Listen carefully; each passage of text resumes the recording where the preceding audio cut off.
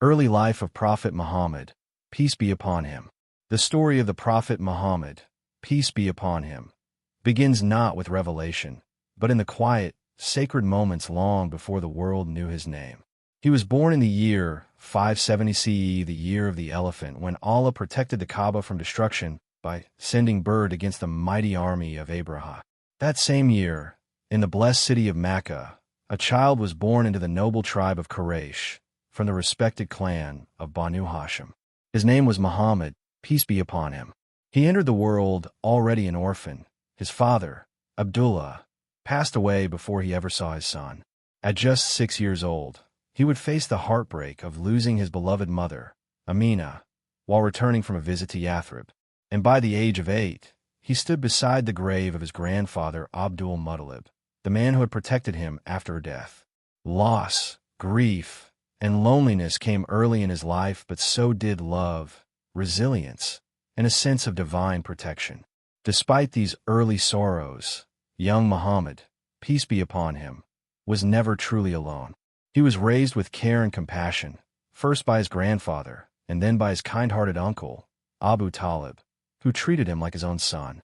Following Arab tradition, as an infant he was sent to the desert to be nursed by Halima as-Sa'diyah, a woman of the Banu Sa'd tribe. The moment she took him in, her life transformed.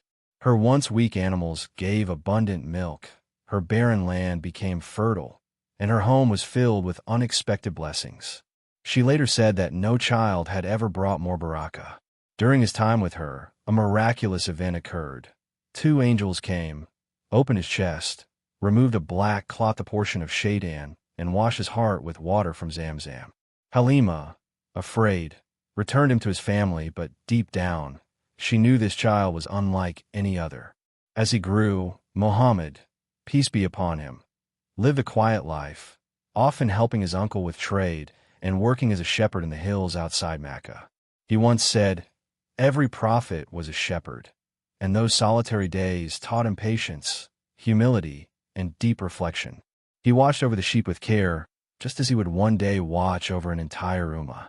Even as a youth, he was known for his truthfulness and trustworthiness. Makkans called him Al-Amin, the trustworthy one, a man who never lied, never betrayed, and never broke a promise.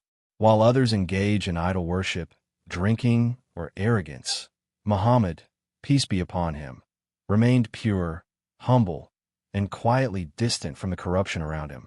Though he had yet to receive revelation, it was clear to those around him and to anyone who truly paid attention that something greater was being prepared. His early life was shaped by sorrow, but also by mercy, by simplicity, but also by subtle miracles. These early years remind us that Allah prepares his chosen ones not with ease, but with depth through loss, through love, and through silence. The world had not yet heard his message, but the foundation of his character, his compassion, integrity, and strength was already firmly set. Soon, he would meet Khadijah, the woman who would stand beside him in prophecy. And soon, the first verses of the Quran would descend.